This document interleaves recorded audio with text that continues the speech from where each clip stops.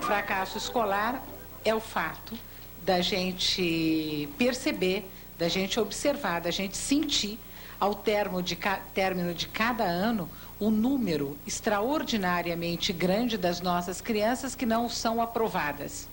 Então, são crianças que repetem, que são retidas nas séries iniciais.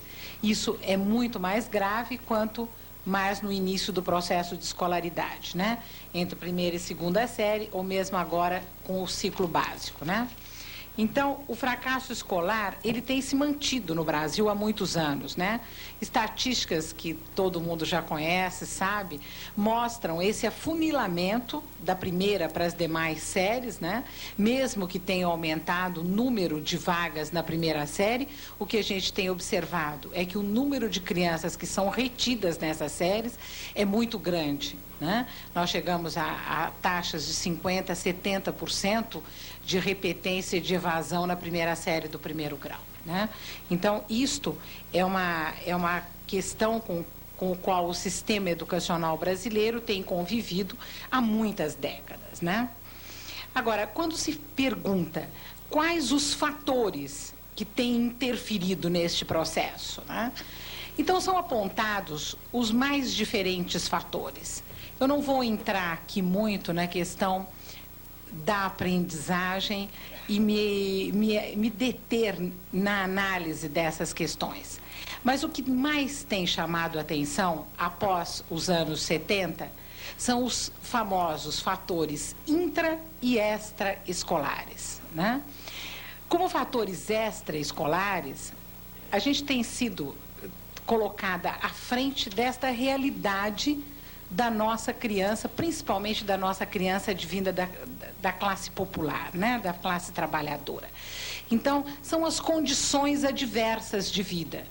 É a falta de alimento, é a desnutrição, é a problemática de saúde, a moradia, a falta de saneamento básico, enfim, o complexo todo, né, de doença social que essa criança é acometida, porque faz parte desse próprio meio, né?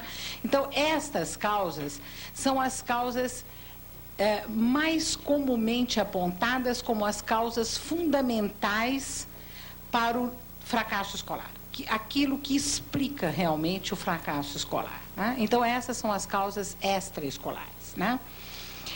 E dentre os fatores intraescolares, são sempre salientados, né, a questão do currículo, os programas, o trabalho das professoras, dos especialistas, né, e as avaliações do desempenho dos alunos que hoje estão na escola, né? Então, esses fatores são colocados com muita ênfase por alguns teóricos na área de educação, principalmente a partir dos anos 70. Então, essa população desfavorecida que chega à escola encontra um tipo de escola, né, um tipo de tratamento dentro da escola que não é aquele adequado à sua própria expectativa de vida. Então, tem se falado muito, né, exatamente da questão do currículo desadequado, do ritmo desadequado e principalmente da avaliação do desempenho.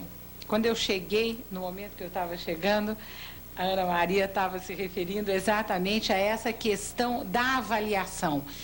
Existe uma avaliação a priori, como um encaixe. A criança tem que caber no encaixe. Se ela sair um pouco desse encaixe, ela não tem uma avaliação boa. Então, essa criança, a qualidade dessa avaliação não é vista, mas é vista no padrão. Existem avaliações padrões, né? E isso tudo leva a uma seletividade da escola, né? E essa seletividade se manifesta muito claramente com a exclusão, e com a exclusão sempre daquele mais pobre, daquela camada empobrecida da nossa população, né? E essa avaliação e esse tipo de escola, ela legitima esta exclusão.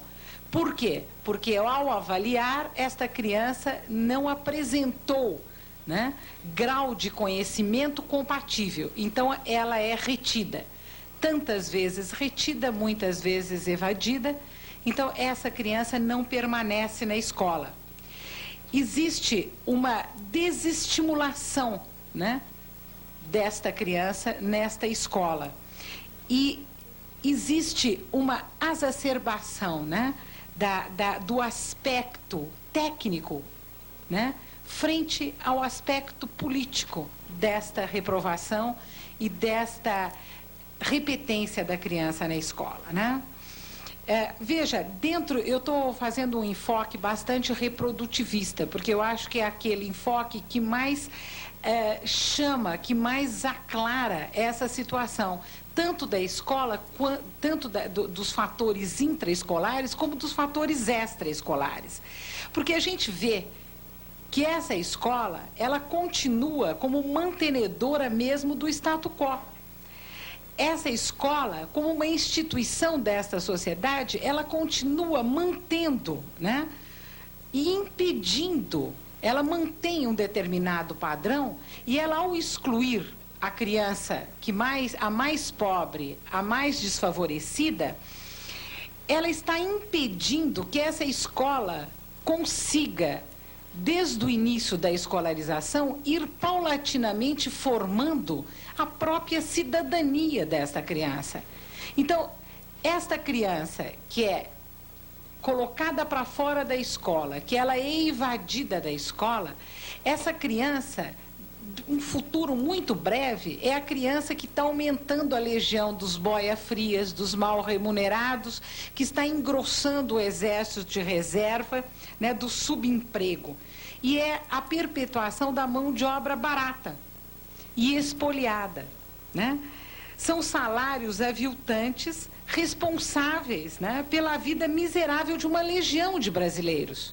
E a escola está dando um passo, dos primeiros passos, e o mais importante, quando ela praticamente coloca fora da escola um contingente tão grande dessas crianças. Estas são as crianças que futuramente serão estes cidadãos, quer dizer, ou não cidadãos, não é? Então, existe toda essa problemática intraescolar. Essa problemática tem sido levantada pelos estudiosos da educação desde os anos 70, e a gente tem ampla bibliografia a respeito disso. É um trabalho bastante atual da Maria Helena de Souza Pato, que nem está ainda em livro, parece que sai nas livrarias em novembro, mas é a tese de livre docência que ela apresentou na Faculdade de Psicologia da USP, né? Chama Produção do Fracasso Escolar, Histórias de Submissão e de Rebeldia, em que ela coloca, né, que o processo social da produção do fracasso escolar. Ela enfoca este fracasso escolar não como uma coisa individual da criança ou apenas da escola, mas como uma produção social desse fracasso escolar. Então ela diz, o fracasso da escola pública elementar é o resultado inevitável de um sistema educacional congenitamente gerador de obstáculos à realização dos seus objetivos. É uma reprodução ampliada das condições de produção dominantes na sociedade, que as inclui as relações hierárquicas de poder, a segmentação e burocratização do trabalho pedagógico, marcas registradas do sistema público de ensino elementar, que criam condições institucionais para adesão dos educadores à similaridade, a uma prática motivada, acima de tudo, por interesses particulares, a um comportamento caracterizado pelo descompromisso social. Então, são as causas intraescolares, o cotidiano que se realiza diuturnamente nas escolas, que é o grande responsável, não é, por esse fracasso escolar. É nas tramas do fazer e do viver pedagógico cotidiano das escolas é que se pode perceber as reais razões do fracasso escolar das crianças advindas desses meios mais precários de condição, não é? Entretanto, mesmo após essas constatações teóricas e muita bibliografia que tem circulado pelos meios acadêmicos ou não a respeito do assunto, né, a gente percebe, né, que esta fala do intraescolar chega muito pouco às escolas, né? Veja, quando a gente entrevista professores, especialistas, diretores que diretamente atuam nas redes de ensino, nós ouvimos sempre a interpretação explicadora do fracasso escolar apenas para as causas externas. As causas internas, o questionamento da escola enquanto instituição não aparece nos seus discursos, ou aparece de uma forma muito tênue, né? Atualmente, nós estamos desenvolvendo em Campinas uma pesquisa, né, tentando diagnosticar o grau de incidência da medicalização, né, um dos fatores indicados como responsável pelo fracasso escolar das crianças, principalmente as das primeiras séries do ensino fundamental. O que é que nós entendemos por medicalização? Medicalizar consiste em se buscar causas e soluções médicas, né, a nível organicista e individual para questões que não são médicas, para as questões sociais. Então, se busca sempre, para o fracasso escolar, uma resposta médica. Então, para isso, nós chamamos medicalização. É a busca de causas e soluções médicas para uma questão que não tem nada de médica, mas que é uma questão pedagógica, né? Neste momento, eu não vou mencionar mais aprofundadamente questões teóricas, né, a respeito de fracasso escolar. Com breves pinceladas, eu quis mostrar que é objeto da nossa preocupação entender um pouco mais aprofundadamente essa questão do fracasso. Mas o nosso objetivo primordial aqui é de desmistificar a questão da medicalização do fracasso escolar, considerando que essa medicalização é a maior desculpa que nos tem sido apresentadas como causa desse fracasso escolar. Dentro do enfoque medicalização, né, eu vou privilegiar aqui na minha fala a desnutrição, por entender que ela é a mais disseminada para rotular de deficientes mentais as crianças oriundas dos segmentos mais pobres da população e que não apresentam um rendimento escolar desejável. Quando se chega em escola de periferia, é uma das causas principais apontadas para que essas crianças não aprendam, é a desnutrição. E aí vem em seguida, né, uma outra questão que numa outra oportunidade também a gente pode discutir, que é o remédio e a panaceia para tudo, que é a questão da merenda escolar, né? Eu quero só alertar que eu não sou contra a merenda, eu acho que a merenda é uma necessidade, ela é um direito da criança, mas ela não é uma panaceia, ela não vai resolver nem a questão da desnutrição e muito menos do fracasso escolar. O Demerval Saviani já dizia que sopa de letrinha não alfabetiza a criança, né? Só mata a fome, o que é uma coisa muito importante, porque com fome a criança não aprende. Agora, ela só serve para matar a fome. É importante, é um direito da criança, deve existir, eu não sou contra, mas eu sou contra o discurso politiqueiro que se faz a respeito da merenda, que vai resolver todo o problema. Obrigada. Bom, no desenrolar da nossa pesquisa de campo, o que nós temos ouvido e observado nas escolas visitadas reforçam a nossa afirmação anterior de que a escola só vê as causas extraescolares, a intraescolar é muito pouco vista, né? Ela imputa, os diretores, os professores e os especialistas costumam colocar como causa do fracasso escolar a desnutrição, a verminose e principalmente as causas de saúde, né? E o fato dessas crianças estudarem numa escola de periferia, delas morarem na periferia, delas terem casa sem saneamento básico, do salário do pai acabar na metade do mês, dela não ter condições econômicas de ter alimentação em casa. Como é que é? Ah, o dele é antes, o nosso é que acaba na metade. Enfim, esse fato não é levado em consideração, entendeu? É colocado a coisa de uma forma bastante abstrata, né? Tenta-se não encontrar a causa no todo, mas se tenta encontrar a causa na criança de uma forma organicista e individual. Geralmente, estas crianças que apresentam dificuldades de aprendizagem, elas são encaminhadas a um serviço médico ou a um serviço de saúde mental, onde são atendidas por médicos ou psicólogos, imbuídos dos mesmos preconceitos da professora.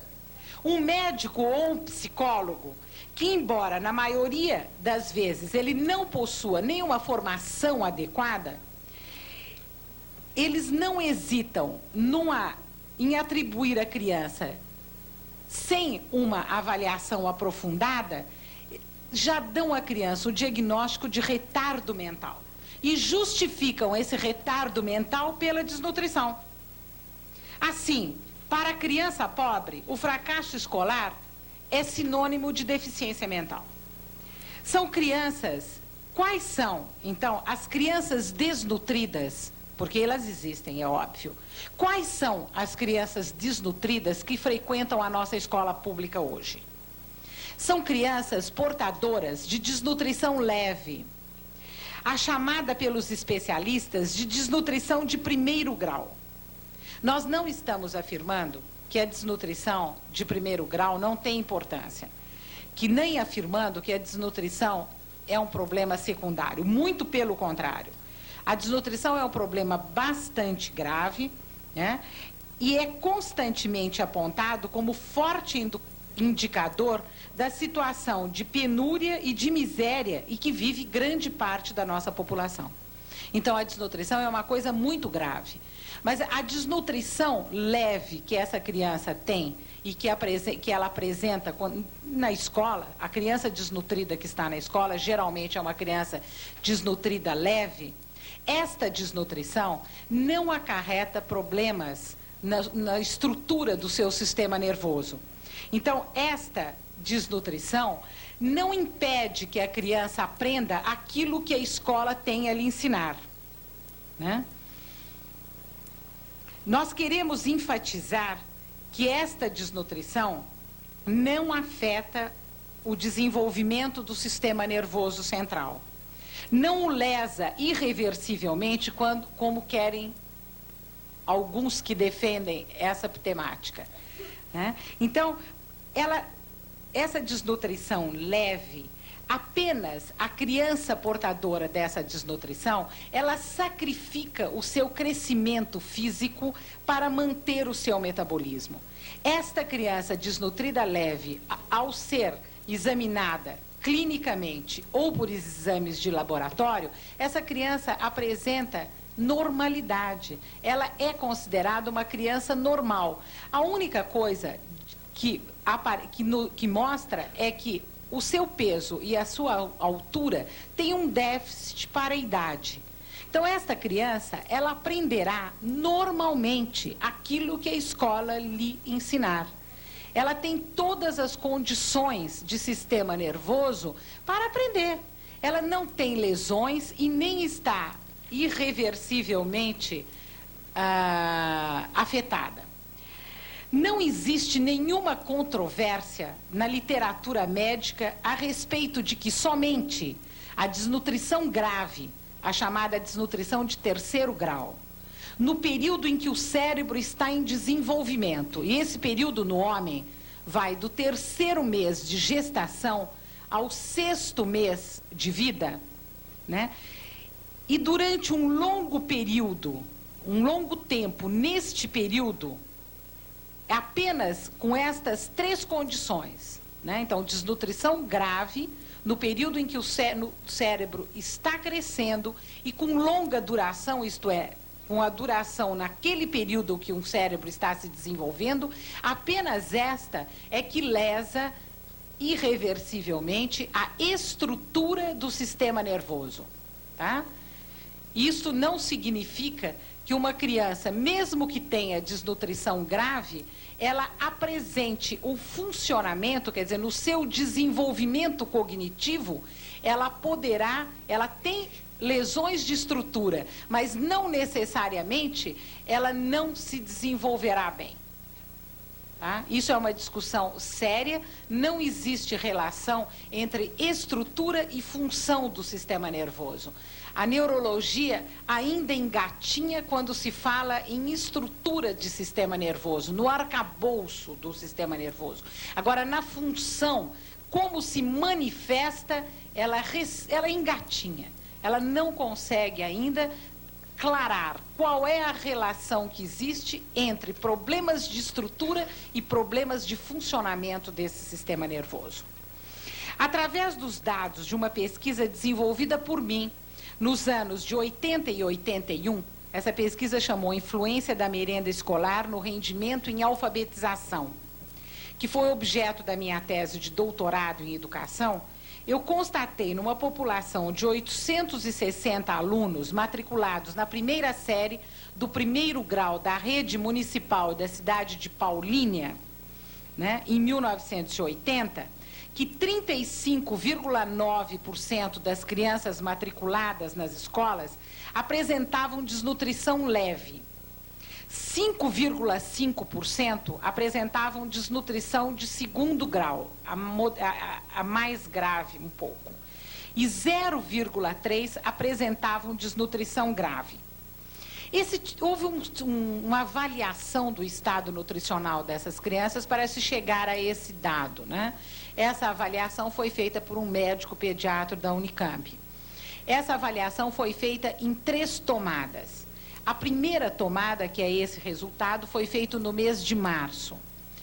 No mês de agosto, quando nova avaliação foi feita, nós percebemos que as crianças que na primeira avaliação estavam colocadas como crianças portadoras de desnutrição de 2º grau e de 3º grau, no primeiro mês, logo no mês de março mesmo, haviam abandonado a escola, como era previsto já pela equipe do projeto.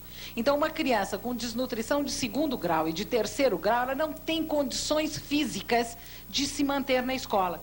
Então, o que permaneceu na escola, e que era uma taxa bastante alta, mesmo para 1980, era de 35,9%. Nós acreditamos que se esse estudo fosse feito hoje, essa taxa seria mais alta, porque a situação de carência, o arroxo salarial, tem levado a essas crianças aumentar a taxa de desnutrição. Então, nós provavelmente encontraríamos um maior número de crianças com desnutrição, né? Bem, não existe, entretanto, em todo o mundo, e isso eu acho que é muito importante, eu gostaria muito de enfatizar aqui, nenhum trabalho de pesquisa que obedeçam minimamente critérios de metodologia científica que pretendam estudar a relação entre desnutrição leve e rendimento escolar. Tá? Não existe, né? Porque o rendimento escolar é uma variável tão complexa, ela envolve tantas outras coisas, que é impossível se separá-la. O que significa rendimento escolar? E o que é que significa apenas a desnutrição? Será que eu consigo isolar a variável desnutrição das demais variáveis que fazem parte do complexo de doenças sociais? Eu consigo tirar a desnutrição da casa pobre, da falta de saneamento, da família inteira dormir num único cômodo, da falta de água, da falta de... Enfim, é muito difícil fazer esta extrapolação. Alguns, como é o caso do Schuftan e do Politi, eles tentaram fazer isso. O Schuftan em 1974 e o Politi em 84. E eles dizem não terem conseguido encontrar significância no resultado dessa relação. E relatam mais, ser impossível isolar a desnutrição da rede complexa de fatores sociais da qual faz parte, ou seja, do complexo de doença social que assola o meio social do qual a criança escolar pobre está inserida. Então, este trabalho entre desnutrição e rendimento escolar, desnutrição leve do escolar e rendimento escolar, gente, é muito feito no Brasil e, infelizmente, sem os requerimentos mínimos de uma metodologia científica. Então, não vamos acreditar em muitos desses resultados que conseguiram miraculosamente fazer essa relação, né? Muitos e notáveis trabalhos existem tentando relacionar desnutrição e desenvolvimento de sistema nervoso. Isto sim, muitos trabalhos existem no mundo inteiro, né? Seja o do Klein, do Stein, do Birch, do Richardson, enfim, do próprio Cravioto, muitos trabalhos são feitos na tentativa de fazer a relação exatamente entre desnutrição, né, e desenvolvimento de sistema nervoso, né, não de aprendizagem. Se a criança escolar apresenta desnutrição leve, então ela não possui lesão no sistema nervoso que a torna incapaz de aprender. Vocês desculpem, eu estou sendo muito redundante. Eu estou falando muitas vezes isso, porque é isso realmente que eu quero desmistificar. Eu quero que pare de se dizer que a criança desnutrida que está na escola não aprende porque é desnutrida e por isso ela é retardada mental. Eu estou repetindo várias vezes que essa relação não existe. Porque então, ao entrevistarmos na escola professores, diretores e especialistas, esta causa é apontada como a principal causa do fracasso. Nós pensamos que colocar a causa desse mau rendimento na criança individualmente é uma forma de até inconscientemente se tentar minimizar ou mesmo ocultar a falha da escola em particular e de todo o sistema educacional em geral. A proposta nossa é a de privilegiar, então, essa desnutrição, mostrando que essa desnutrição é uma causa comumente como das mais apontadas. Mas nós chamamos aqui muito atenção para a realidade atual do discurso das professoras, diretores e especialistas, que também caminha para outras manifestações ou facetas desta mesma medicalização. Assim, chama muito a atenção, principalmente em Campinas, onde é o município onde nós estamos estudando agora a questão, o grande número de crianças repetentes testadas por psicólogos no início do ano letivo e posteriormente encaminhadas para tratamento no serviço de saúde mental. É a psicologização do fracasso que encaminha rapidamente essas crianças para outros serviços ligados ou não à área de saúde, como é o caso da fonoaudiologia, da neurologia e, mais recentemente, da psicopedagogia. Em Campinas, o canal privilegiado do encaminhamento dessas crianças é atualmente o serviço de saúde mental. Por quê? Porque em Campinas, o serviço de saúde escolar, ele foi extinto. Então, ele não existe. Os médicos do antigo serviço de saúde escolar, eles têm atendido no centro de saúde, não apenas o escolar, mas todas as crianças em idade escolar que necessitam de tratamento médico. Então, a rede de serviço médico escolar foi desmontada. Então, o que antes o primeiro profissional que recebia a criança com mau rendimento escolar era o médico. Atualmente, o canal é o serviço de saúde mental, então é o psicólogo. Então, a questão da criança com mau rendimento escolar passou por um outro viés. Então, a gente escuta muito fortemente que a criança é carente, que a criança tem problemas emocionais, que a criança vem de um meio familiar de pais separados, em que então os desquites, as separações interferem, são, enfim, todas as outras causas. Então, é muito utilizada o o chavão da criança imatura, né? A criança imatura é muito ouvida pela professora da rede. E não só da rede pública, né?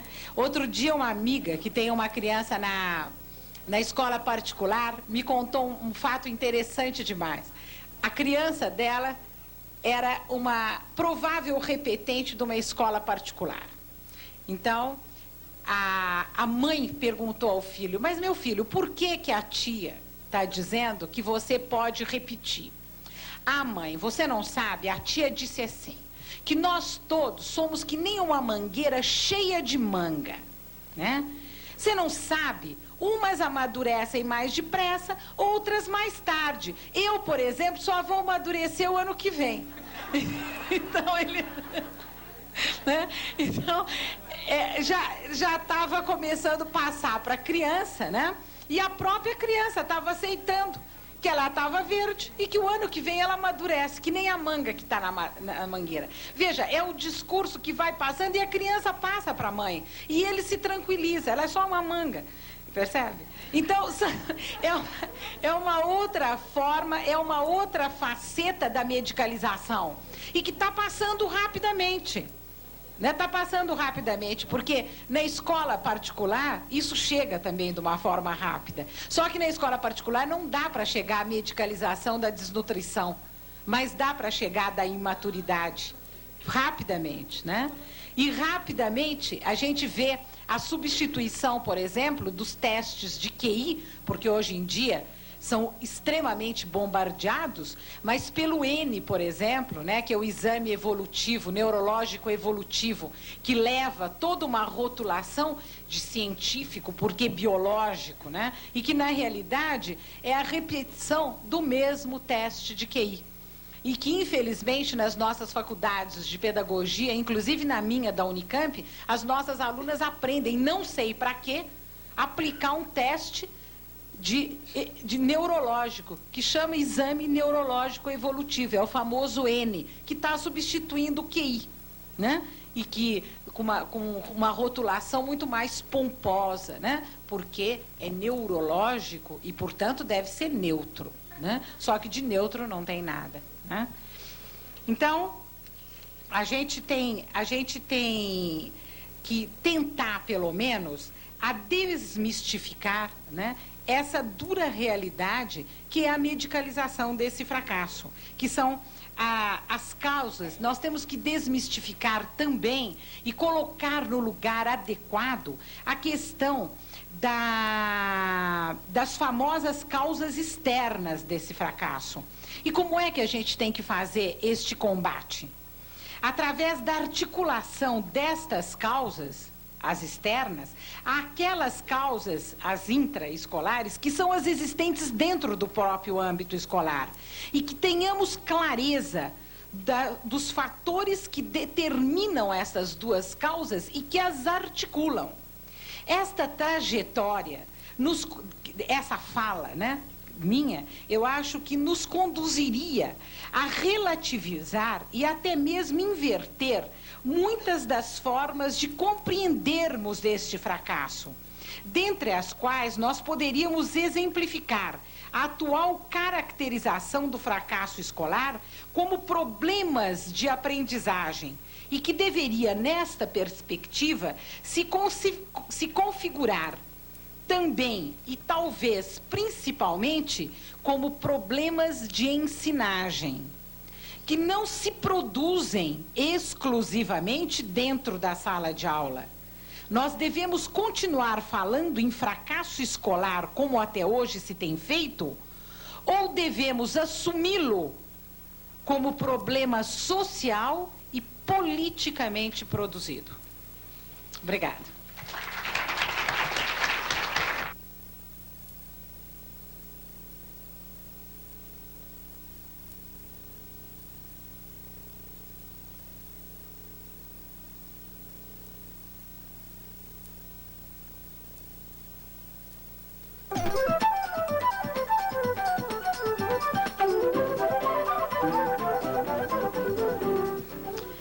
Bom, a primeira coisa que eu gostaria de dizer é o seguinte: quando a gente olha o ensino de primeiro grau no Brasil, né, A sensação, pelo menos a sensação que me dá, né, como educadora e como cidadã, é de uma enorme impotência.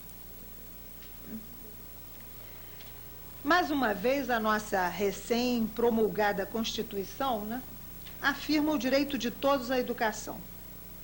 E no seu artigo 211, um dos princípios que a Constituição afirma é a igualdade de condições para o acesso e a permanência na escola de todos, né? Igualdade de condições de acesso e permanência. Bom, de tanto termos ouvido estas declarações, não é a primeira vez que uma Constituição afirma, né? Muitas vezes nós incorporamos essas afirmações como se fossem uma realidade. E, no entanto, nós estamos muito longe dessa realidade.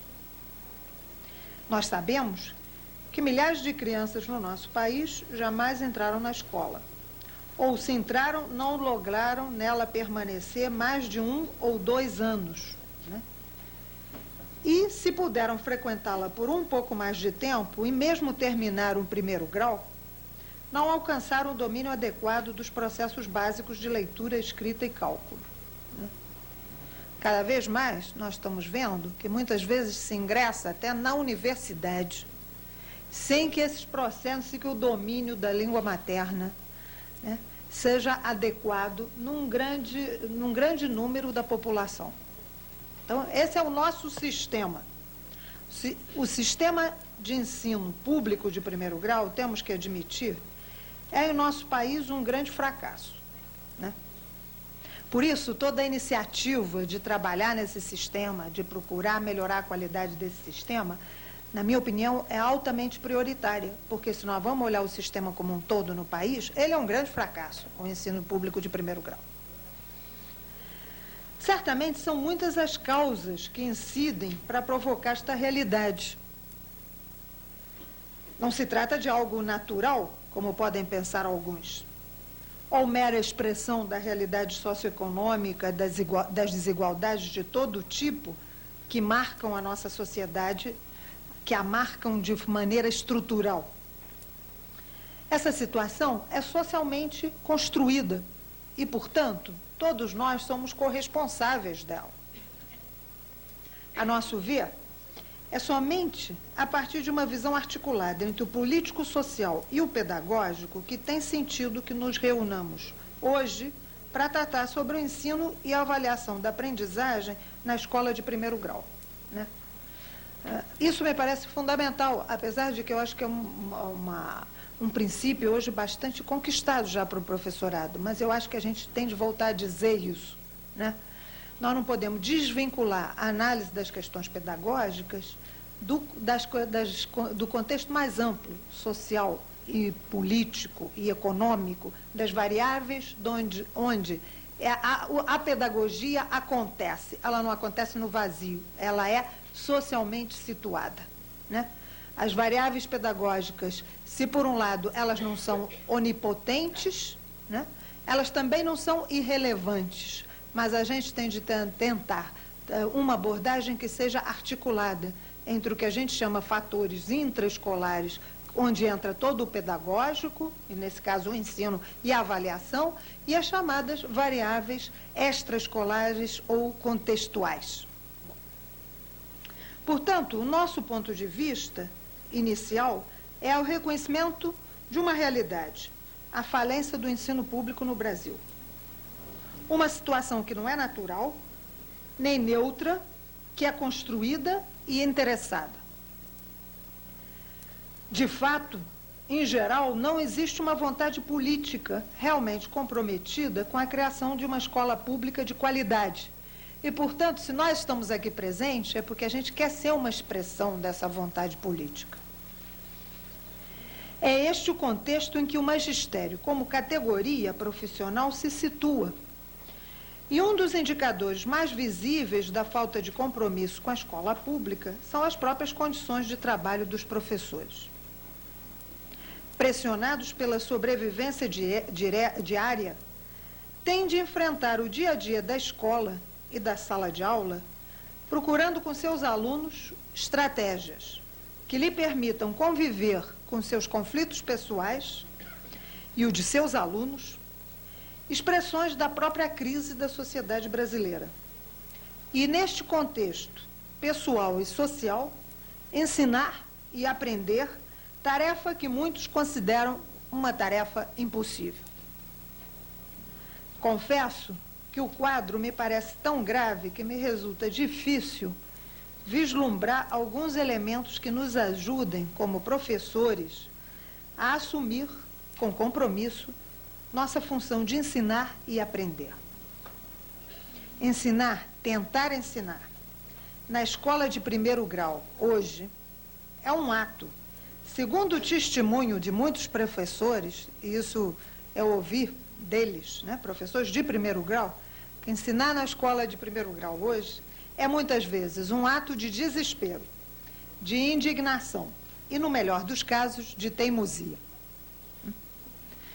Então, me parece que é esse o contexto onde a gente tem de pensar nas questões do ensino e da avaliação na escola de primeiro grau hoje. Pelo menos nessa escola, né, que muitas vezes eu tenho estado em contato com os professores e discutido com eles como eles veem sua prática pedagógica. Portanto, ser professor, né, nessa escola, em primeiro lugar, é um desafio, né, que eu assim intitulei: tentar ser um cidadão que não se deixa abater. Acabamos de publicar um livro, né, um livro que foi organizado por uma equipe de professores da PUC do Rio, né, que é a produção coletiva dos professores e alunos dos programas de pós-graduação do Departamento de Educação da PUC, que dedicamos ao professor Durmeval Trigueiro, que foi professor do departamento e que faleceu há pouco tempo. E dedicamos o livro ao professor Durmeval Trigueiro com essas palavras: presença amiga, profissional competente, cidadão que não se deixou abater, educador. Nestas palavras, tentamos sintetizar o que consideramos elementos fundamentais para o exercício do magistério hoje. Certamente, na tarefa de ensinar e aprender, correlativas e que se exigem mutuamente, permeia um elemento afetivo. Eu acho que a gente está no momento de tentar recuperar esse elemento afetivo da tarefa de ensinar, entendido não de uma maneira romântica, mas exatamente enquanto o elemento afetivo está sempre presente em qualquer tarefa que nos exige envolvimento e compromisso. Negá-lo nos parece desconhecer o cotidiano escolar, da pré-escola aos cursos de pós-graduação.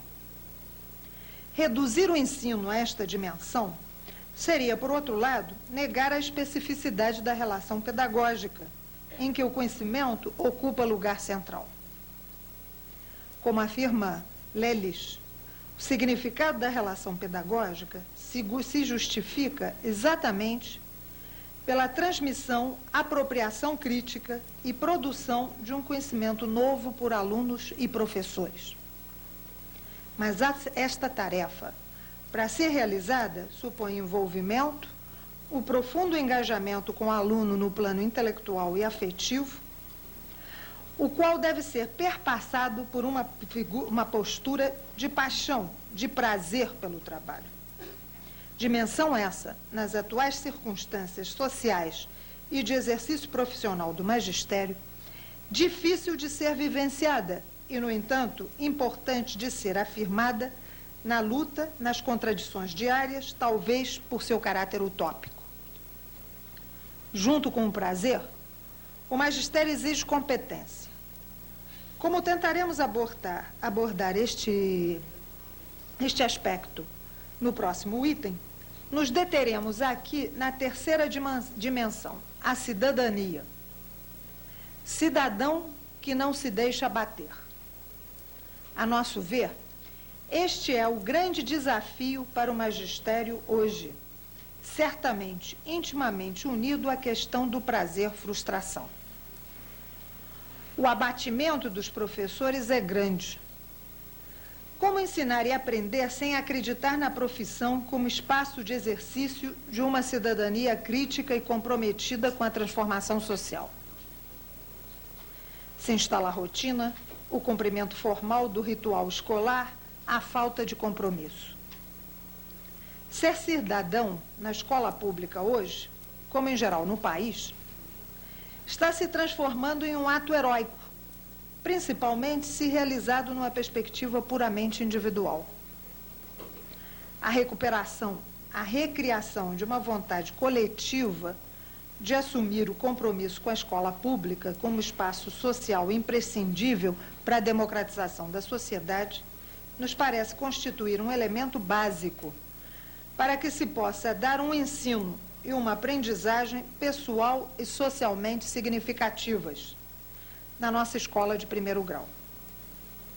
Sem lutar por superar, no esforço coletivo, o abatimento e a frustração, os caminhos exclusivamente pedagógicos não lograrão melhorar a qualidade da prática pedagógica nas nossas escolas. Prazer, competência, cidadania são dimensões inerentes a todo o ensino que se pretenda realmente comprometido com a aprendizagem das crianças das nossas escolas públicas, isto é, com o direito das camadas populares de ter acesso ao conhecimento socialmente produzido. Então, essa me parece que é a primeira afirmação ou a primeira tese que eu gostaria de defender aqui e talvez que a gente pudesse debater. Me parece que no momento atual, né, da escola pública no Brasil, nesse quadro que eu chamei de falência do ensino público e de abatimento do magistério, ou de frustração do magistério como categoria profissional, né, melhorar a qualidade do ensino, ou a tentativa de melhoria da qualidade do ensino da escola pública, passa por tratar essa questão, passa por buscar os caminhos de como superar, numa prática coletiva, essa sensação de abatimento e de frustração que marca, né, o tom, vamos dizer assim, coletivo dos professores como categoria profissional. Quer dizer, um professor abatido, descrente da sua própria profissão, né, sem ver futuro, encarando o magistério muito mais como, vamos dizer assim, uma atividade de passagem, né? Isso já está se transformando cada vez mais comum, o sujeito é professor até que não consegue outra coisa, até que não consegue uma atividade melhor. Ou às vezes, como me disse outro dia, né, eu parei o carro para botar gasolina, um posto de gasolina no Rio de Janeiro, e veio uma moça me servir, a gente começou a conversar, ela era normalista. Eu disse, uai, mas você sendo normalista, né? Terminou, você agora está trabalhando aqui no posto de gasolina? Ela disse, moça, eu ganho mais e é menos desgastante. Né? Então, esse foi o testemunho, né? Era uma moça bastante jovem. Eu ganho mais e é menos desgastante. Eu estava trabalhando num posto de gasolina. Bom, enquanto a gente não enfrentar essa questão, né, e não enfrentar de uma forma assim coletiva, né, trabalhar essa questão do professor como cidadão, como o do magistério como uma prática social que tem de ser valorizada e reconhecida, né? Na minha opinião, dificilmente, e olha que eu sou professora de didática, dificilmente a busca de soluções e de melhoria na área do pedagógico, estrito sensu, né, dificilmente afetam de uma forma significativa e relevante a melhoria da qualidade de ensino na escola pública de primeiro grau. Isso também eu acho que a gente pode aprender das inúmeras experiências que os diferentes sistemas de ensino têm feito, de tentativa de trabalhar o pedagógico, muitas vezes desvinculado das condições de trabalho e de toda a questão do compromisso do professor com a sua própria tarefa de ensino. Na hora H, os efeitos são muito pequenos e são muito a curto prazo. Quer dizer, a longo prazo esses efeitos se diluem, né? E depois, 5 anos depois, 10 anos depois, nós estamos voltando sobre os mesmos problemas. Então, acho que como trabalhar essa questão de uma maneira mais global, mais totalizante, articulando o pedagógico com, né, com todas as, vamos dizer, as condições de trabalho, com todas as variáveis mais amplas, e que isso possa ser trabalhado de uma maneira articulada, me parece que isso é o grande desafio de trabalhar as questões relativas à melhoria da qualidade de ensino na escola de primeiro grau hoje. No entanto, se isso é verdade, né, ao mesmo tempo nós temos de trabalhar pela construção de uma nova competência pedagógica, né, associada a essas questões, não desvinculada, mas também tentando trabalhar a construção de uma nova competência pedagógica. Me parece que nós podemos afirmar que tem se desenvolvido entre nós, nos últimos anos, um amplo esforço de construção de uma nova competência pedagógica, voltada para a problemática da escola pública de primeiro grau, de modo especial para os primeiros anos de escolarização, que eu sei que é a principal preocupação, né, do trabalho desenvolvido aqui no centro. Eu volto a afirmar que só acredito, né, nas possibilidades práticas desse esforço articulado com a temática da valorização do professor em todas as suas dimensões. Essa busca de uma nova competência tem se desenvolvido com algumas características que nos parecem importantes, né? Esse esforço, me parece que foi um esforço significativo que se tem desenvolvido no Brasil, principalmente naquilo que eu estou chamando aqui a década de 80. A preocupação com a escola de primeiro grau, com a escola pública de primeiro grau e a tentativa de construção de uma nova competência pedagógica para essa escola pública de primeiro grau. Uma primeira característica desse esforço, me parece que a gente pode dizer, é que ele tem uma forte base de pesquisa. A professora Menga já vai nos apresentar depois uma dessas pesquisas. Mas no Brasil, nos últimos anos, né, em diferentes centros, se vem realizando um forte esforço de produzir conhecimento sobre a escola pública de primeiro grau e de um conhecimento adequado à nossa realidade, não simplesmente transpor ou aplicar acriticamente teorias e metodologias. Nós passamos por um momento fortemente crítico em relação às teorias e às metodologias e às técnicas de ensino simplesmente importadas ou que tentavam oferecer assim pacotes praticamente enlatados de pedagógicos para as escolas e para os professores. Criticamos fortemente isso que a gente chamou, né, o predomínio do tecnicismo na pedagogia e na didática, principalmente nas décadas de 60 e 70. E se foi gerando, né, uma nova maneira, né, de tentar, inclusive, se aproximar do fenômeno pedagógico, o que gerou também pesquisas com metodologias diferentes, metodologias que tentavam captar o cotidiano escolar no seu real, tal como ele acontece nas escolas, sem situações artificiais, sem situações de laboratório e sem metodologias extremamente assim rígidas e não sensíveis à realidade da prática pedagógica, vamos dizer assim, das escolas públicas de primeiro grau, né? Portanto, também me parece que a gente tem de afirmar que a busca dessa nova competência pedagógica passa pelo esforço de pesquisa e que nós temos investido na pesquisa, né?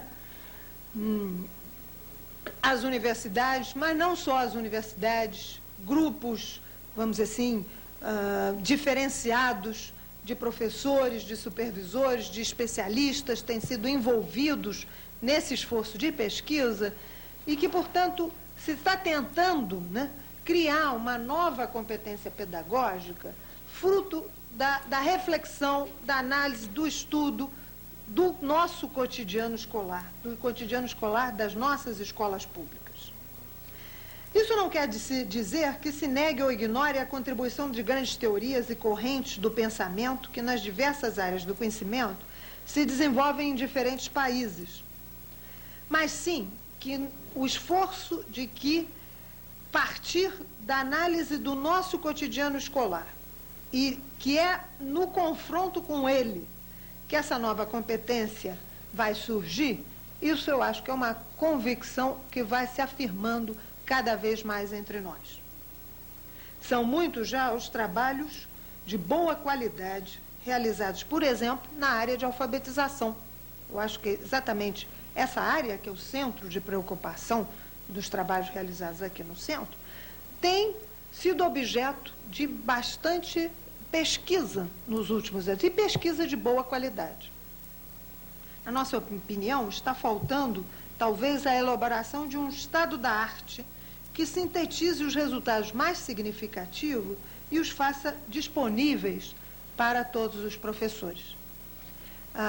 Numa conversa que nós tivemos aqui no avião, quando viemos para São Paulo hoje pela manhã, a professora Amenga me informou que esse estado da arte, concretamente na área de alfabetização, está sendo realizado no momento pela professora Magda Soares, da Universidade Federal de Minas Gerais, que certamente é uma pessoa das mais competentes nessa área e que essa contribuição pode ser uma contribuição fundamental exatamente para essa construção dessa nova competência pedagógica, concretamente na área de alfabetização, tentando reunir as principais pesquisas já realizadas e fazendo isso que a gente chama o estado da arte, dizer aonde nós chegamos, quais são os principais achados e como é que a gente pode aproveitar esses principais achados da pesquisa para levar isso à prática pedagógica.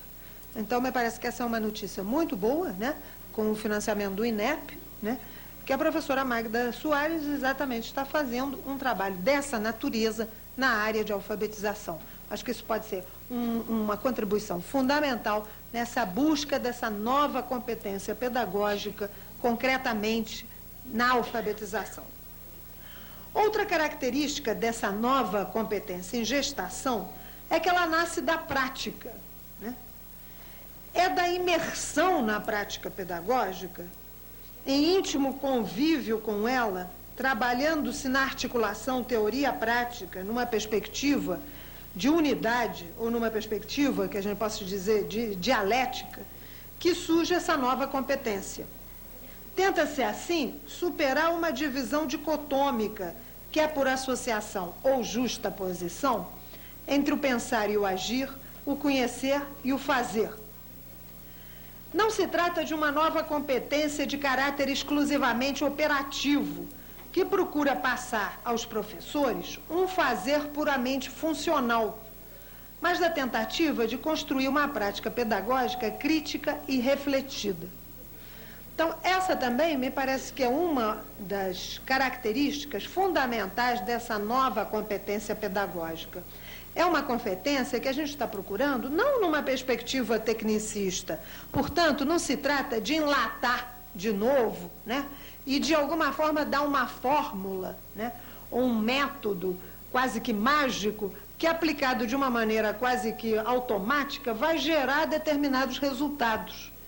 O que se tenta nessa nova competência pedagógica é, de alguma forma, construir uma maneira de focalizar a prática pedagógica, compreender essa prática pedagógica e agir sobre ela, onde intervenção e reflexão, ação e reflexão, teoria e prática são elementos profundamente, vamos dizer, articulados, né? Isso me parece que é um dos principais desafios que nós temos, né? A gente tende, né, e talvez até na toda a nossa tradição didática ou pedagógica, né, que quase que eu estou usando o pedagógico como sinônimo de didático, a gente tende a querer descobrir algo, né, que uma vez descoberto, né, seja capaz, né, de gerar resultados quase que automáticos, né? Eu costumo dizer que me parece que no subconsciente dos professores em geral, o sonho de Comênios ainda persiste, né? Comênio, né, é considerado o pai da didática, né? Escreveu um livro chamado Didática Magna. E quando ele definia o que ele entendia por didática, ele usou a seguinte expressão: um artifício universal capaz de ensinar tudo a todos. Né? Então, é um artifício, quer dizer, quase que é no plano do operacional, funcional. Né? Então, ele disse: atrevo-vos a oferecer uma didática magna, isto é, um artifício universal de ensinar tudo a todos. Né?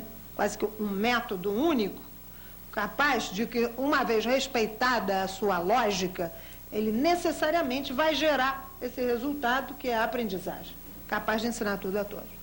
Então, eu muitas vezes digo que uma das dificuldades que a gente tem para construir essa nova competência pedagógica é que a gente tem esse sonho de Comênios no nosso inconsciente ou subconsciente de professores.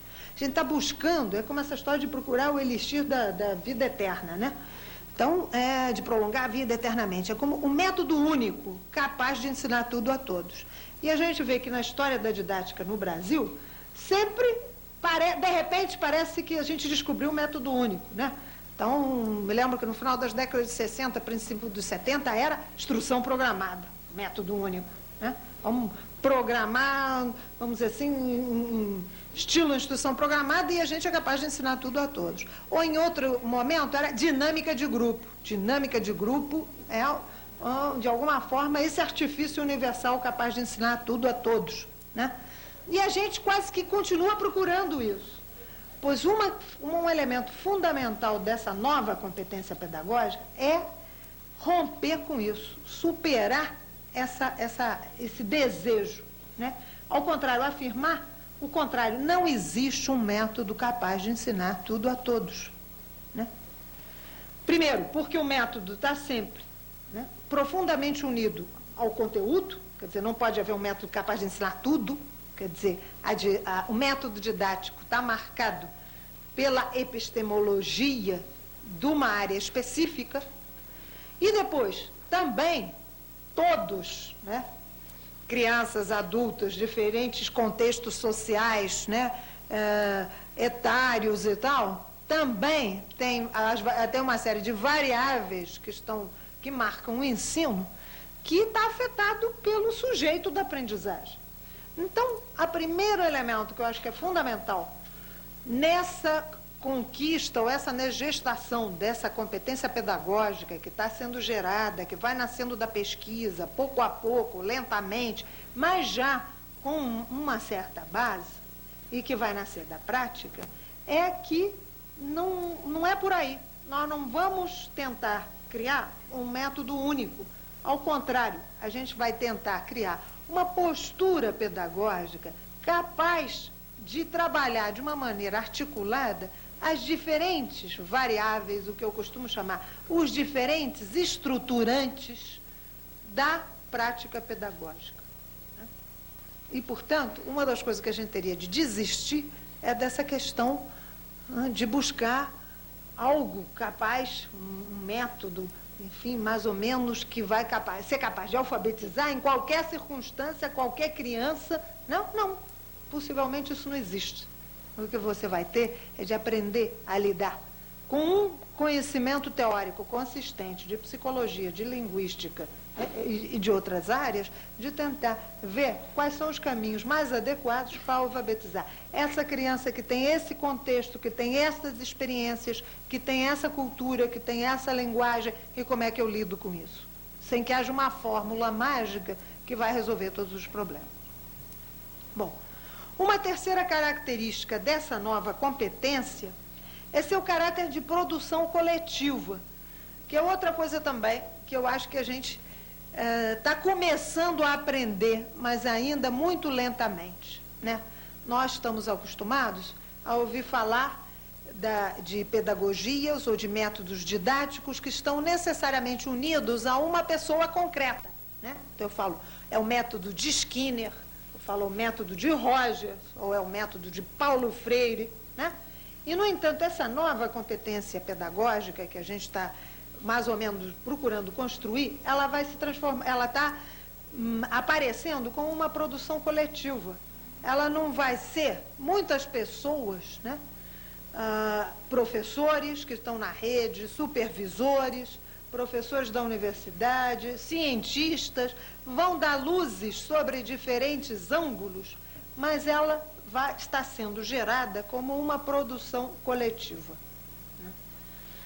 Pesquisadores, professores, especialistas têm colaborado ativamente nessa direção, confrontando seus pontos de vista, explicitando suas divergências e, a partir daí, vão emergindo confluências e amadurecendo perspectivas. Se trata de superar a dicotomia academia versus sistema de ensino e da construção de uma competência pedagógica socialmente relevante e politicamente lúcida. E, para isso, é preciso a contribuição do pesquisador, é preciso a contribuição do professor, é preciso a contribuição do especialista, do supervisor, né? Não se trata de dizer tudo vai emergir da prática, de uma prática que não está alimentada por uma teoria, nem isso vai ser uma construção meramente teórica. É nesse confronto e nessa articulação e nessa produção coletiva é que essa nova competência está surgindo. Eu me atreveria a dizer que ela está surgindo, ela está nascendo, né? Está nascendo com a contribuição da pesquisa, com a contribuição dos professores que estão, vamos dizer assim, no dia a dia da escola, com a contribuição dos supervisores e no confronto e no diálogo dessas diferentes contribuições. Nesse sentido, a nova competência pedagógica em gestação pretende superar toda visão dicotômica ou reducionista da prática pedagógica, procurando articular seus diferentes estruturantes. Essa seria como a segunda tese, né? A primeira tese que eu quis aqui apresentar no primeiro momento foi essa de dizer, bom, competência pedagógica passa pelo professor e passa pelo compromisso com, vamos dizer assim, do professor com a tarefa de ensinar e de aprender. Um professor descrente, abatido, sem confiança no seu papel como cidadão e como profissional, dificilmente pode desenvolver uma prática pedagógica competente. Portanto, nós não podemos analisar o pedagógico desvinculado dessa temática, que, na minha opinião, é uma temática crítica no Brasil hoje. Segunda tese seria: a prática pedagógica tem diferentes estruturantes. Muitas vezes nós não avançamos nessa nova competência porque nós também, assim como não superamos o sonho de Comênios, não superamos uma certa visão reducionista de achar que a prática pedagógica, né, só vem determinada por um determinado elemento e não olhamos para os outros. Vou tentar explicar um pouco mais. Por exemplo, processo e produto. Houve momentos onde parece que a ênfase no produto da aprendizagem quase que era o que dirigia toda a prática pedagógica. Por exemplo, um enfoque behaviorista, um enfoque, vamos dizer assim, skinneriano, né? É o produto da aprendizagem quase que o único fator ou o fator privilegiado na estruturação do pedagógico. Há outras abordagens, né, do pedagógico que põem a ênfase toda no processo e não olham o produto. Então, diz, não, o importante é que a criança desenvolva a capacidade de analisar, de sintetizar. É o processo que é o importante. O produto é irrelevante, né? De fato, processo e produto são duas coisas que se implicam, que têm de ser articulados. É óbvio que o processo é fundamental, mas esse processo também visa a aquisição de determinados, né, conteúdos escolares que são próprios da escola de primeiro grau. Quer dizer, se um aluno passa 8 anos na escola de primeiro grau e não domina a sua língua materna adequadamente, algo aí falhou. Porque isso é uma habilidade, o domínio da língua materna é uma habilidade fundamental para o exercício da cidadania, né? Então, isso tem de ser possível a escola de primeiro grau garantir um domínio adequado. Então, processo e produto não são duas coisas que a gente pode dizer ou se privilegia o processo ou se privilegia o produto. Não, tem de trabalhar processo e produto de uma maneira articulada. Outro aspecto, dimensão afetiva e dimensão intelectual do processo de ensino-aprendizagem. Houve momentos ou há abordagens pedagógicas que botam a ênfase no afetivo, né? Isso, o importante é que a criança se sinta, melhore a sua autoestima, né? Tenha, vamos dizer assim, uma autoestima muito mais positiva, e isso é um elemento fundamental no processo de aprendizagem. A crítica a essa perspectiva diz, não, o importante é o conteúdo, né? A dimensão afetiva não tem nada a ver com a relação pedagógica. A relação pedagógica está centrada no conteúdo, né? Mas, de fato, a aprendizagem de conteúdos passa também pela questão da autoestima, né? Uma criança com um sentido de autoestima baixíssimo, certamente a aprendizagem no plano intelectual também fica afetada por essa autoestima baixa. Então, a gente não pode desvincular o tema do afetivo do tema do aprendizado na área cognitiva, né? Então, outra coisa que a gente teria de superar é essa dicotomia entre afetivo e cognitivo, né? O afetivo e o cognitivo estão profundamente entrelaçados na prática pedagógica. E eu gosto de dizer que isso acontece não só com as crianças, né? Eu sou professora de curso de pós-graduação e a gente vê que muitas vezes orientação de tese, de mestrado e doutorado passa por essa questão, né? Há problemas seríssimos, às vezes, na orientação de uma tese de mestrado e doutorado, que são problemas de bloqueio afetivo entre o orientador e o orientando, né? Que muitas vezes têm competência intelectual, mas se não logram um nível de diálogo, um nível de comunicação adequado, bloqueiam a própria produção intelectual, né? Então, essa é outra questão que a gente tem de tentar superar numa visão, vamos dizer, muito mais atenta aos diferentes estruturantes da prática pedagógica. A outra coisa seria transmissão e assimilação do conhecimento e desenvolvimento da criatividade, né? É óbvio que a escola, e principalmente a escola de primeiro grau, tem uma função de transmissão, né, do conhecimento socialmente já conquistado pela humanidade e de apropriação desse conhecimento por parte do aluno. Mas isso não é uma coisa que está em contraposição com o tema do desenvolvimento da criatividade. A criatividade passa por aí, né? Não são dois polos que estão em oposição, transmissão e apropriação do conhecimento. E desenvolvimento da criatividade também se exigem mutuamente. Outro elemento seria conteúdo e método.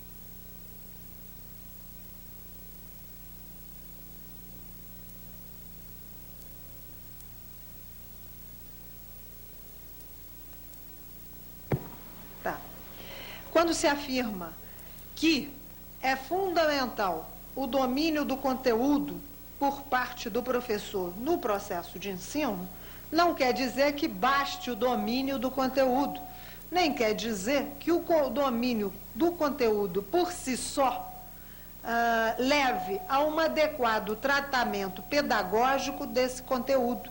Porque na prática pedagógica, domínio do conteúdo e tratamento pedagógico, concretamente, tratamento metodológico desse conteúdo em sala de aula, são duas coisas intimamente unidas.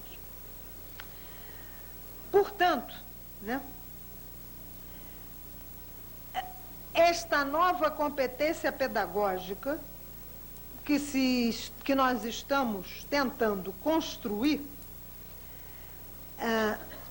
tenta trabalhar os diferentes estruturantes do método pedagógico, os diferentes estruturantes da prática pedagógica, não tentando ver conteúdo, método, a dimensão afetiva e dimensão cognitiva, aspectos lógicos, aspectos psicológicos, de uma maneira dissociada. Muito pelo contrário, tentando articular isso no dia a dia da sala de aula. Esta é, a nosso ver, a perspectiva em que é necessário avançar. uma consciência clara dos diferentes estruturantes da prática pedagógica, trabalhar coletivamente sua articulação a partir do que afirmamos anteriormente e que consideramos a premissa fundamental: a recuperação prática da credibilidade no magistério e na importância da escola pública na construção de uma sociedade autenticamente democrática. Por último lugar, eu gostaria aqui também de apresentar algumas contribuições da pesquisa educacional nessa linha. Depois a Menga concretamente vai ampliar essas contribuições, concretamente na área de alfabetização, mas eu vou apresentar de uma maneira mais ampla, né, na área do ensino em geral, algumas contribuições da pesquisa educacional, porque, como eu disse, essa nova competência pedagógica da escola de primeiro grau, um dos elementos que eu considero fundamental é as contribuições da pesquisa educacional, mas uma pesquisa educacional que supõe imersão na prática pedagógica concreta, quer dizer, no cotidiano das escolas de primeiro grau. O que é uma prática pedagógica competente nos primeiros anos do ensino público de primeiro grau? Que fatores parecem importantes na sua determinação? Muitas pesquisas se têm realizado procurando aprofundar nestas questões.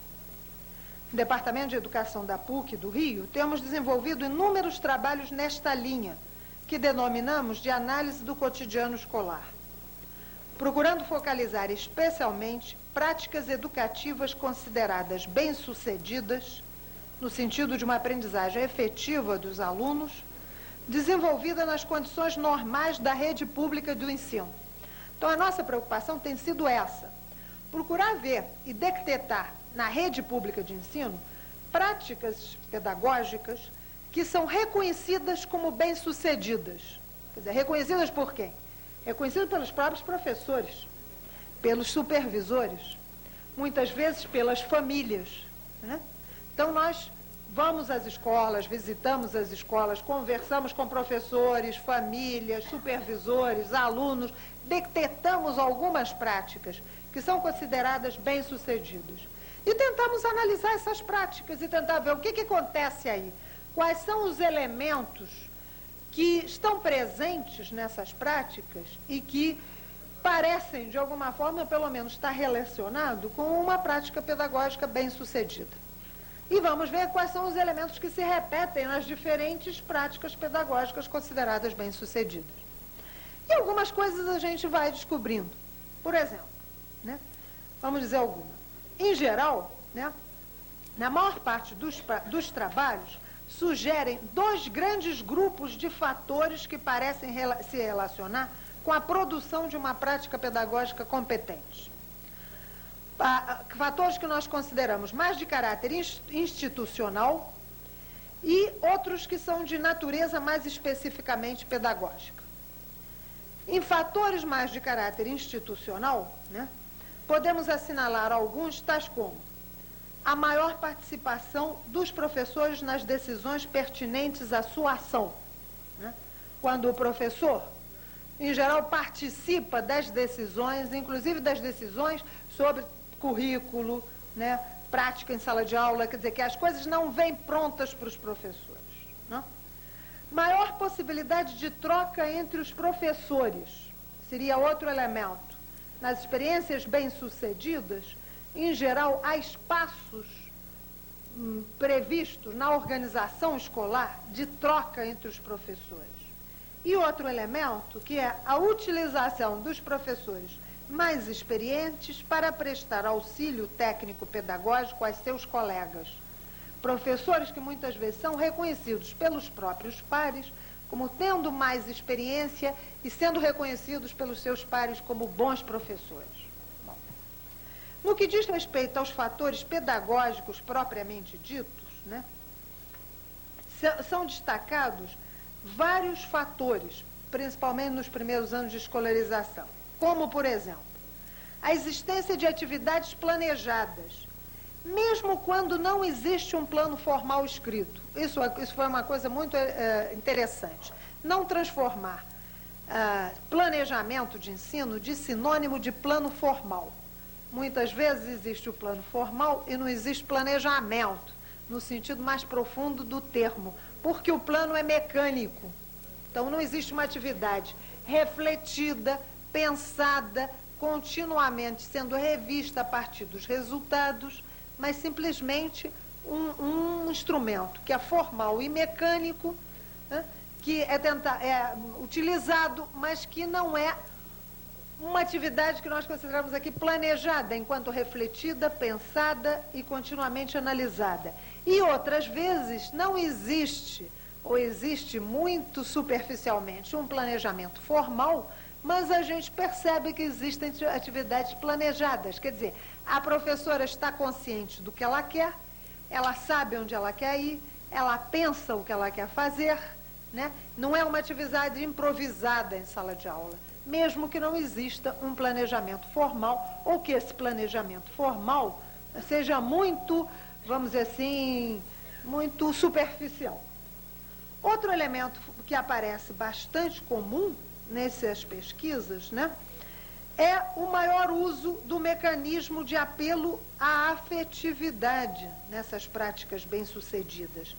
Mas não uma afetividade, vamos dizer assim, romântica. Não se trata simplesmente de dar beijos e abraços às crianças, não é isso.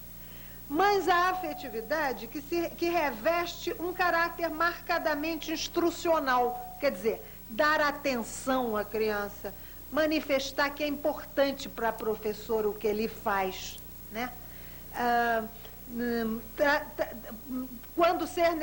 Quando é necessário manifestar interesse pelas suas coisas, pelo que ele traz, pelo que acontece, valorizar, reforçar o elemento positivo, tudo isso passa pela questão da afetividade. Uma afetividade que não é romântica, mas que revela, que permeia a prática pedagógica, o interesse, o compromisso, a atenção. Outro elemento fundamental na prática pedagógica bem-sucedida, principalmente nos primeiros anos de escolarização, é a prática do trabalho diversificado. Em geral, as práticas pedagógicas competentes, né, não são só práticas coletivas. A professora tem um manejo de classe que trabalha de uma maneira articulada as atividades coletivas, trabalhos diversificados e atenção individual, né? Esse é um elemento bastante comum nas práticas pedagógicas bem-sucedidas nos primeiros anos de associação, da escolarização.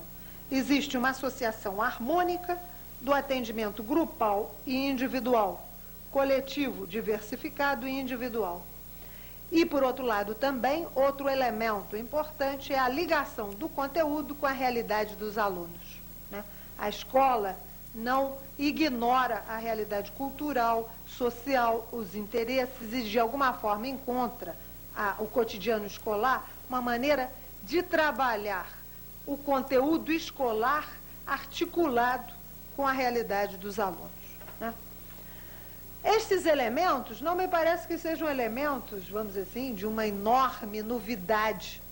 Mas o que a gente tem percebido é que nessa nova competência pedagógica que de alguma forma está surgindo, esses elementos são elementos presentes e que onde existe uma prática pedagógica bem-sucedida, é bastante comum que esses elementos estejam presentes.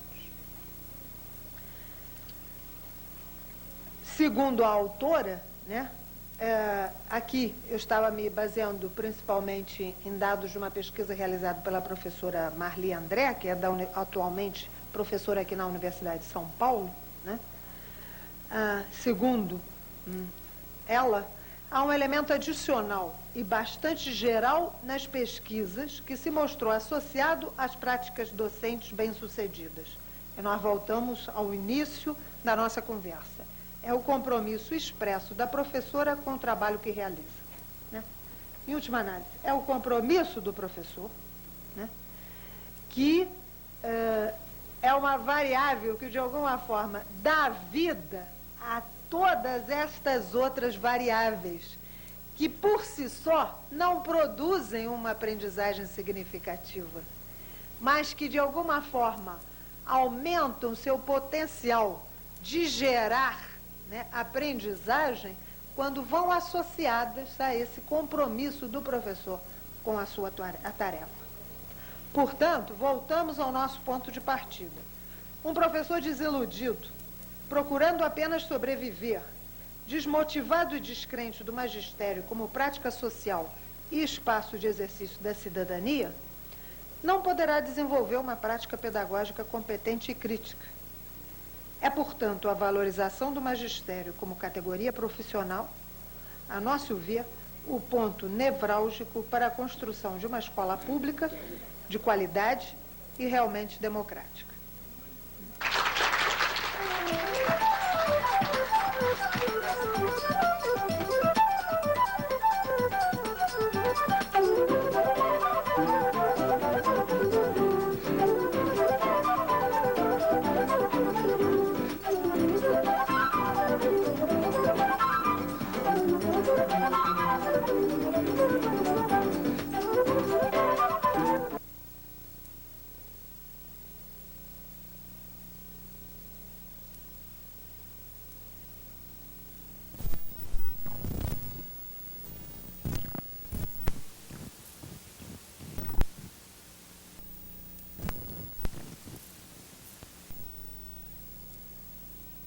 Não, nós fizemos muito difícil, Liz. Por que é?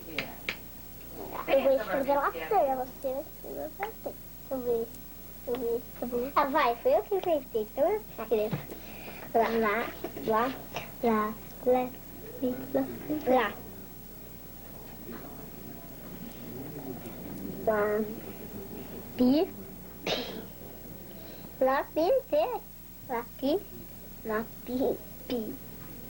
Z. Aí agora o Z. Ah, é Z. Z, como é que se escreve o Z mesmo? Sei lá. O Z, você não sabe como que se escreve? Eu sei, mas é assim, ó. Z. É assim. Z pode ser assim, mas tem essa perninha. Eu vou escrever essa perninha. Ah, Z também.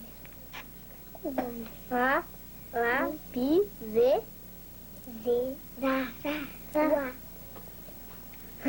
Certinho. Não é melhor fazer assim, ó.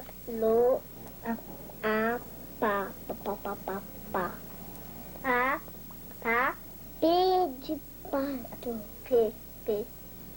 Pá. P. P não deve ser assim, não. É. P.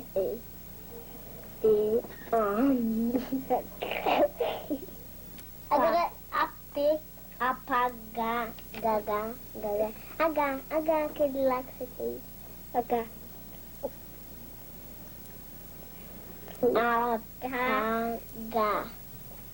Do. Compartilhar e confrontar, perguntar e informar, criticar, corrigir, negociar. Quanto mais se penetra neste território, mais o professor descobre as suas potencialidades. Apaga e põe. Ser feliz. Como dissemos na introdução desse conjunto de vídeos, é preciso redefinir praticamente tudo na alfabetização, desde a concepção de aprendizagem até o conteúdo, o objeto que se oferece aos alunos, que pode limitar-se apenas ao sistema alfabético, o beabá, ou chegar aos mundos criados pela linguagem escrita, os mundos que se escondem por trás das letras. Concorda, Rafael? Você concorda? Você, Pedro? Concorda? Não, todo mundo concorda. E como que vai ficar, então? Então vai ficar. Direitos das crianças. As crianças têm direitos de brincar, e de aprender, e de ser feliz. Agora põe... elas também têm direito